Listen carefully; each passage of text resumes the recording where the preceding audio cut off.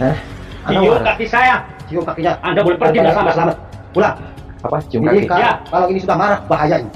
Cium kaki Bapak gimana? bisa mati di sini. Saya penggede di sini. Cium kaki apa, Pak? Emang kamunya siapa? 4 hari di sini. Main cium-cium kaki aja, tempeleng sama saya. Harus Kamu Pak. nggak usah Harus pegang-pegang. Pak. Kamu nggak Ini kapok-kapok. Penggede ini saya di sini. Kamu nggak di sini kapok-kapok. tuh orang banyak ilmunya. Anda sudah hebat gitu. Hebat ini orang. Dukun Kiai berguru sama saya. Ayo. Anda sudah kuat. Cium Kuat kakinya. saya. Oh, serius. Serius. Terus apakah ketika Anda punya kekuatan, punya ilmu untuk nantang-nantangin orang seperti itu? Karena Anda mengganggu ketentraman para dukun Kiai di sini. Anda gak waras, Pak. Dukun gak waras, sampean gak waras.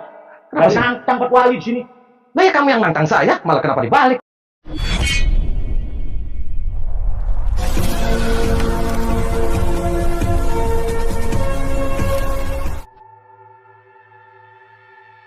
Assalamualaikum warahmatullahi wabarakatuh.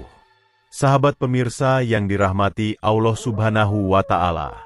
Selamat menyaksikan kembali kisah dakwah perjuangan Ustadz Kang Ujang Bustomi, dan semoga keberkahan senantiasa terlimpahkan kepada kita semuanya.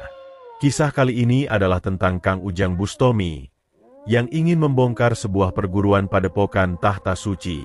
Perguruan tersebut dipimpin oleh 4 orang spiritual, yang mereka menamakan diri mereka sebagai wali papat. Ketika Kang Ujang berusaha meluruskannya, para wali sesat itu sangat marah dan meminta Kang Ujang meminta maaf atas perbuatannya. Bahkan Kang Ujang juga diminta sujud dan mencium kakinya. Lalu apakah yang akan dilakukan Kang Ujang Bustomi ketika diminta mencium kaki sang wali sesat itu? Dan mampukah Kang Ujang untuk menghancurkannya? Silahkan disimak kisahnya selengkapnya. Dan semoga Allah Subhanahu wa Ta'ala senantiasa memudahkan Kang Ujang Bustomi dalam menjalankan setiap misi dakwahnya.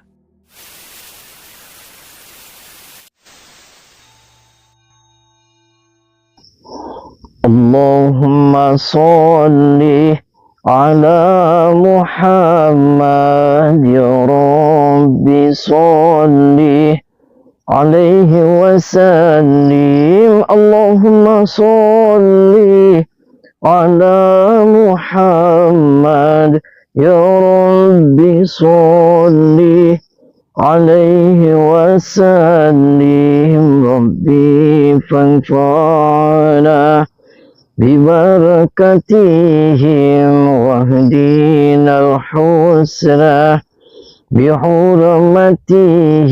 ربي فانفعنا ببركتهم واهدنا الحسنى بحرمتهم.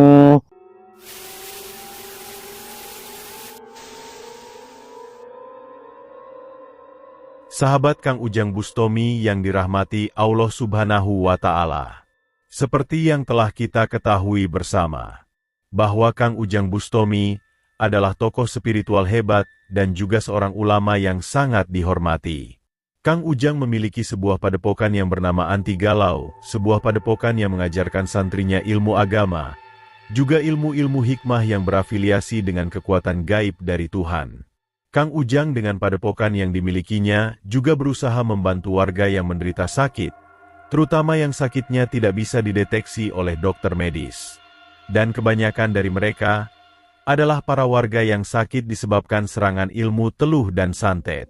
Dan tidak hanya itu saja, Kang Ujang Bustomi juga berdakwah untuk memberantas para dukun terlaknat yang melakukan kirim makhluk santet tersebut. Karena memang dukun-dukun itulah yang menjadi sesosok monster kebal hukum yang dengan ilmu hitamnya biasa menganiaya sesamanya. Hanya untuk mendapatkan harta, juga untuk melampiaskan nafsu syahwatnya. Sudah sangat banyak para dukun dan spiritual sesat yang telah didatangi dan dikalahkan oleh Kang Ujang Bustomi. Dan tidak sedikit pula yang kemudian bisa ditobatkannya. Namun dari aksi mulia yang dilakukan oleh Kang Ujang tersebut, ternyata masih ada juga orang ataupun sekelompok orang yang sangat marah dengan aksi itu. Dan di antara dari mereka adalah sekelompok orang menyesatkan yang didatangi Kang Ujang ini. Orang-orang ini mengaku kiai hebat yang memiliki sebuah padepokan suci. Pemimpin padepokan tersebut terdiri dari 4 orang yang mereka menamai dirinya sebagai wali papat. Ketika mengetahui Kang Ujang yang telah menghancurkan para spiritual yang sealiran dengan faham mereka, para kiai yang mengaku wali ini pun menjadi sangat marah. Sebagai orang yang dianggap hebat dan dimuliakan di komunitasnya, mereka merasa memiliki tanggung jawab besar untuk menghentikan aksi Kang Ujang Bustomi. Karena itulah mereka kemudian mengundang Kang Ujang datang, yang tujuannya adalah untuk menantang duel Kang Ujang dan membuat perhitungan. Dan karena mendapat tantangan itulah, Kang Ujang kemudian mendatangi rumah sekaligus tempat padepokannya. Maka terlihatlah sang para spiritual yang mengaku sebagai wali papat itu.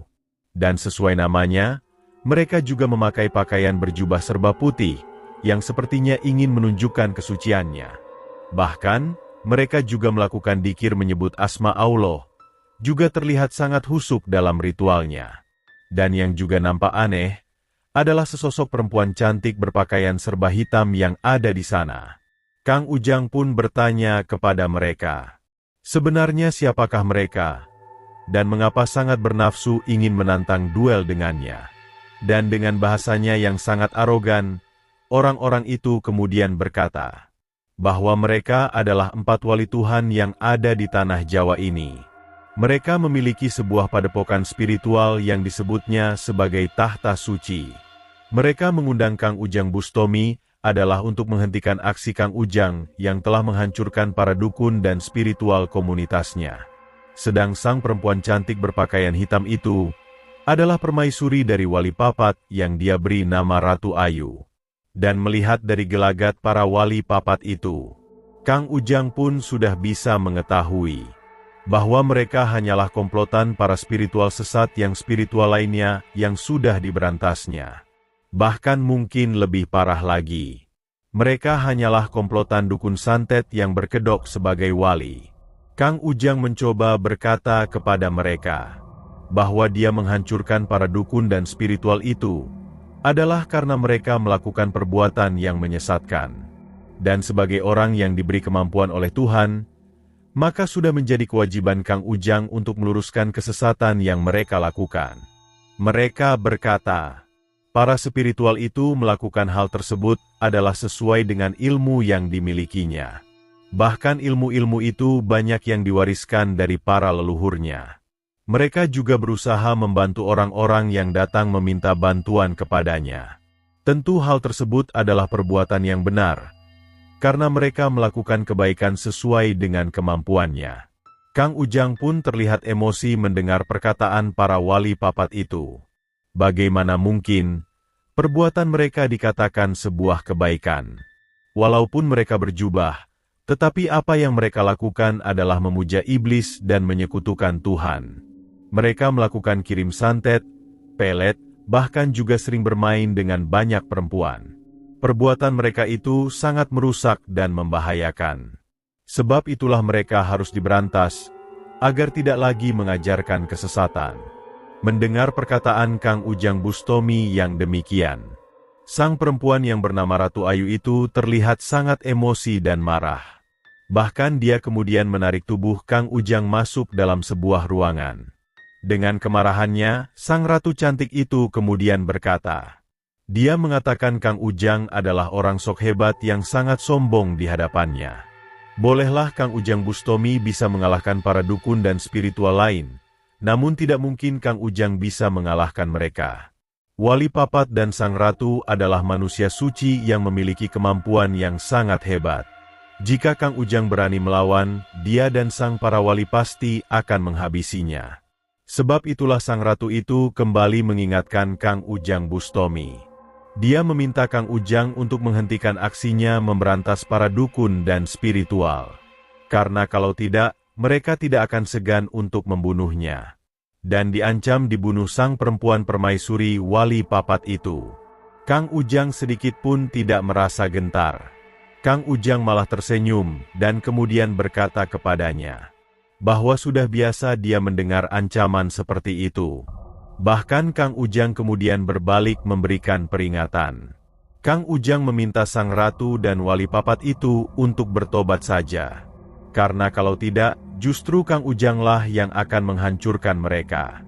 Seperti halnya para dukun dan spiritual sesat yang sudah dihancurkannya. Mendengar Kang Ujang berkata yang demikian, malah membuat sang perempuan cantik itu menjadi tambah murka. Sehingga dengan kesombongannya, dia kemudian berusaha menghajar Kang Ujang Bustomi. Maka terjadilah duel Kang Ujang dengan sang ratu tersesat itu. Akan tetapi, sang ratu tersebut ternyata hanyalah perempuan lemah di hadapan Kang Ujang Bustomi. Kesombongan yang dia tampakkan sedikitpun tidak sesuai dengan kemampuannya. Hanya dengan beberapa jurus saja yang dikeluarkan Kang Ujang, sang perempuan sudah terkapar tak berdaya. Dan mengetahui sang ratu telah dihajar Kang Ujang Bustomi, dukun wali papat itu pun segera berusaha menolongnya. Wali tersesat itu berkata, Kang Ujang telah berbuat lancang karena telah menganiaya ratu permaisurinya. Sebab itulah marah mereka menjadi tidak bisa terbendung lagi. Mereka kemudian mengatakan, jika Kang Ujang ingin dimaafkan kelancangannya, Kang Ujang harus sujud dan mencium kaki wali papat. Tentu saja Kang Ujang tidak ingin melakukannya. Bahkan tidak ingin berpikir panjang. Kang Ujang ingin segera menghabisi mereka. Emang kamunya siapa? 4 kali di sini. Main cium-cium kaki aja, tempeleng sama saya. Harus nyembah. Nggak usah pegang-pegang. Harus nyembah. Kamu nggak Ini kapok-kapok. Gede ini saya di sini. Kamu nggak Di sini kapok-kapok. tuh orang banyak ilmunya. Anda sudah hebat gitu. Hebat ini. Dukun Kiai berguru sama saya. Oh, Ayo. Anda sudah kuat. Cium Kuat hatinya. saya.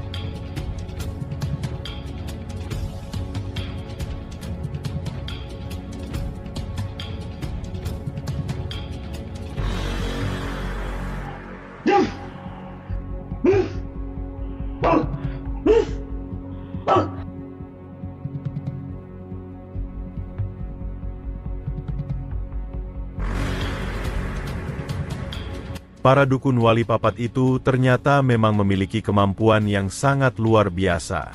Walaupun berkali-kali ilmu hikmah Kang Ujang menghajar, mereka masih tetap berdiri dan melawannya. Maka terlihatlah Kang Ujang yang cukup kewalahan. Beberapa kali ilmu hebat sang wali memaksa Kang Ujang harus berekstra keras untuk mengeluarkan seluruh kekuatannya. Dan setelah itulah kuasa Tuhan itu kemudian terbukti. Kang Ujang berusaha untuk mengalirkan seluruh energi hebat yang dimilikinya. Seraya terduduk tersandar, Kang Ujang menyatukan kekuatan ilmu hikmah pamungkasnya. Dan setelah itulah kekuatan Tuhan itu menunjukkan kehebatannya. Ketika ilmu Tuhan itu menghantam, tubuh dua dukun wali papat itu pun langsung tumbang tak berdaya. Tubuh itu terkapar dan harus bersiap untuk menanti kehancurannya. Maka tamatlah riwayat wali papat, sang kumpulan para dukun santet yang mengaku wali pilihan Tuhan itu. Dan tidak ingin berlama-lama, Kang Ujang segera menghancurkan iblis di dalam tubuh dari sang dukun dan kemudian menghancurkannya. Setelah itulah Kang Ujang mencoba menyadarkan sang perempuan Ratu Ayu. Akan tetapi, perempuan tersebut masih terkena pengaruh iblis di dalam tubuhnya.